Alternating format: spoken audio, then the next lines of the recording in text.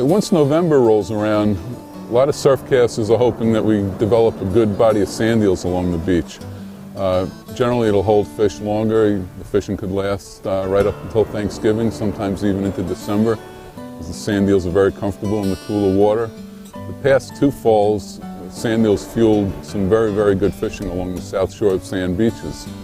One of the primary lures guys were using were diamond jigs, particularly with green tubes. Green wasn't always the color. There were days when red tubes produced better. There were days when black tubes produced better. So don't get locked into the green color scheme.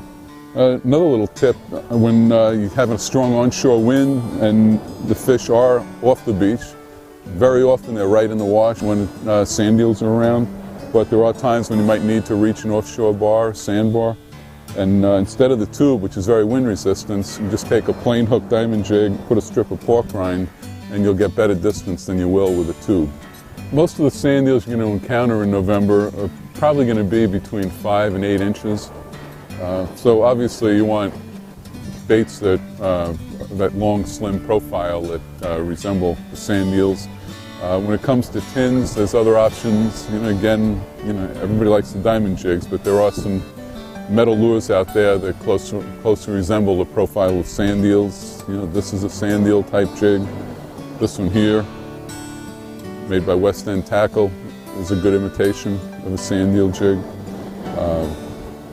If you need to get down to the bottom, there are times when the sand eels are down actually in the sand and the bass will be rooting them up out of the bottom.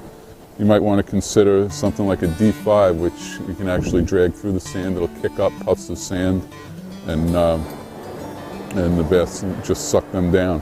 The sand eel run doesn't mean just metal lures.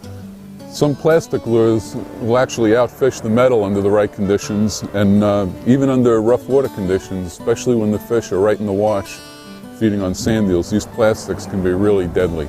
The tsunami swim eel was tremendous last season. There were times we outfished angles around us even 10 to 1, believe it or not. And that's how good that lure was last year, and hopefully it'll repeat again this year.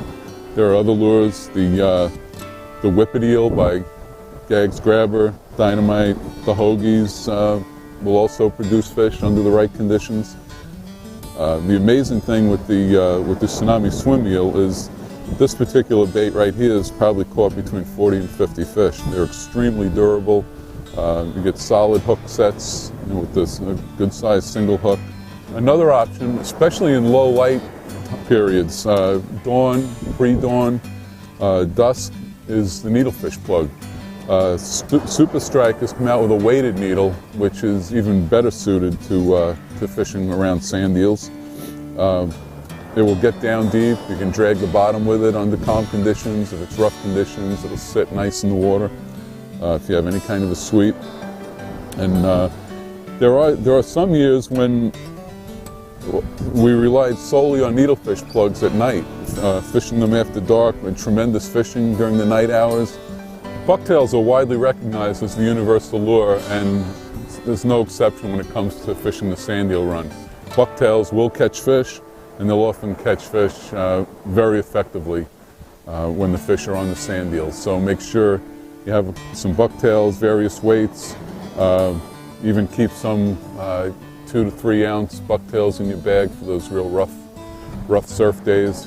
But again, there are some guys that they'll fish right through the sand eel run with just bucktails, and they'll do very well.